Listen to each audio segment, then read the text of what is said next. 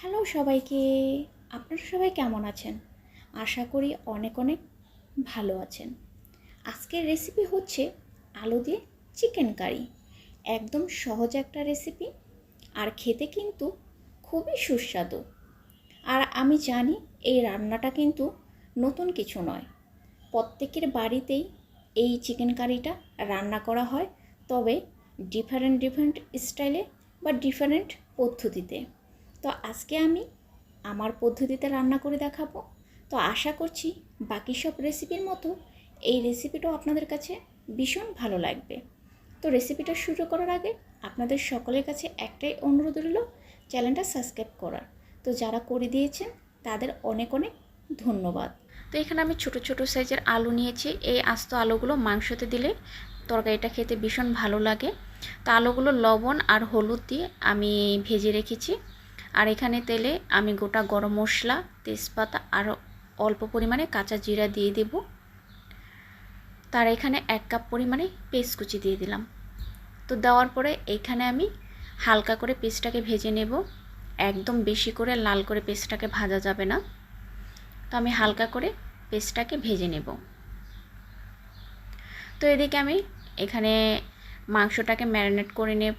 তো এখানে আমি ব্রয়লার মুরগির মাংস 1 কেজি পরিমাণে নিয়েছি।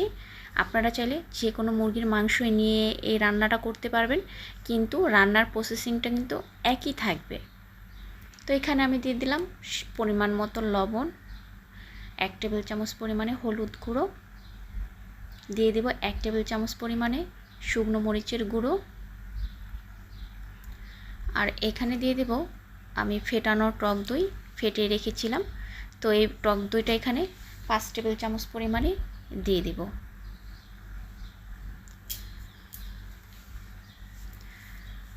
তা এখন দইটা দেওয়ার পরে আমি এখানে দিয়ে দেব 1 টেবিল চামচ পরিমাণে আদা বাটা,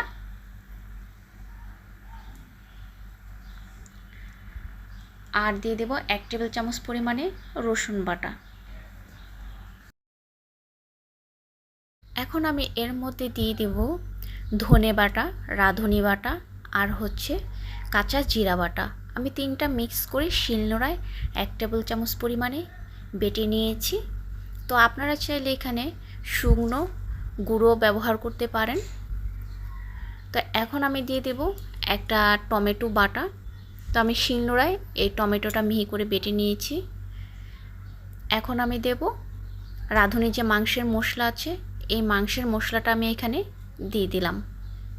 1 টেবিল চামচ পরিমাণে দিয়েছি। আপনারা চাইলে এখানে বেশি কম করেও দিয়ে দিতে পারেন। তো এই মাংসের মশলাটা কিন্তু আপনি যে কোনো মুদি দোকানে পেয়ে যাবেন। তো এখন আমি মাংসগুলো সবগুলো মশলার সাথে ভালো করে মেখে নেব। তো মেখে নিয়ে এটাকে আমি 10 মিনিটের মতো রেস্টে রেখে দেব। তো 10 মিনিট পর রেস্টে রাখার পরে এদিকে আমি পেস্টটাকে হালকা করে ভেজে নিয়েছি। তো ভাজার পরে ওই মাংসটাকে আমি এর মধ্যে দিয়ে দেব।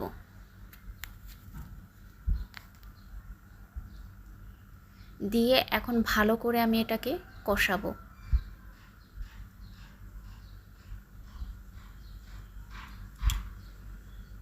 তো সুন্দর করে আমি এটাকে নেড়ে নেড়ে মিক্স করে নিচ্ছি। আর এটাকে আমি এখন একটু ঢেকে দেব। তো ঢেকে দেওয়ার পরে দেখতে পাচ্ছেন এটা কিন্তু উপরে আস্তে আস্তে তেলটা বেরিয়ে আসতেছে। তো যে পর্যন্ত আমার কড়াইতে ভালো করে লেগে না যাচ্ছে আমি একটু ভালো করে কষিয়ে নেব। তো এখানে আমি 4টার মতো আবার কাঁচা লঙ্কা দিয়ে দিলাম। আপনারা যদি ঝালটা যে যেমন বেশি বা কম খান, এরকম কিন্তু পরিমাণ মতো ঝালটা দিয়ে নিতে পারবেন। তো মাংসটা দেখতেই পাচ্ছেন আমি খুব ভালোভাবে কষিয়ে নিচ্ছি। সুন্দর করে কিন্তু উপরে অনেকটাই তেল উঠে এসেছে, আর এবং মশলাটার কিন্তু কালারটাও অনেকটাই চেঞ্জ হয়ে গেছে। তো দেখেই বুঝতে পারছেন এটার কষানোটা খুব সুন্দরভাবে কষিয়ে নিচ্ছি। একদম যে পর্যন্ত কড়াইতে লেগে না যাচ্ছে সে পর্যন্ত আমি ভালো করে কষিয়ে নেব, কারণ ভালো করে কষিয়ে নিলে মাংসের স্বাদ কিন্তু আরও অনেক বেশি বেড়ে যাবে। তো আমার কষানো কিন্তু অনেকটাই হয়ে গেছে, উপরে তেল উঠে গেছে এবং কড়াইতেও লেগে যাচ্ছে। তো এইখানে আমি জল দিয়ে দিলাম 3 কাপের মতো, কারণ যেহেতু আমি একটু ঝোল ঝোল করব, তাই এখানে আমি 3 কাপ পরিমাণ জল দিয়ে দিলাম। এখন আমি ভালো করে নেড়ে দেব।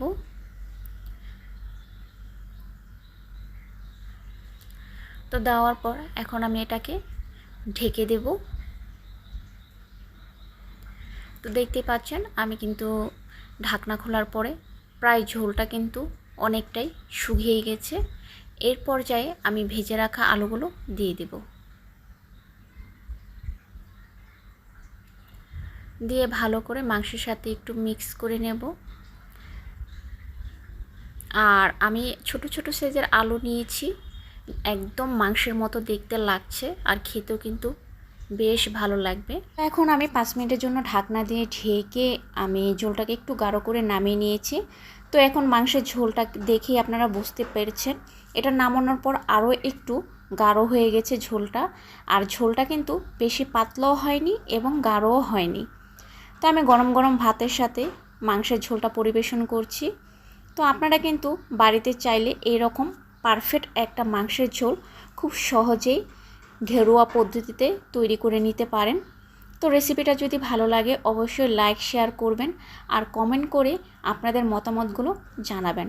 আর পরবর্তীতে কী ধরনের রেসিপি আপনারা দেখতে চাচ্ছেন চাইলে শেয়ার করতে পারেন আমার সাথে।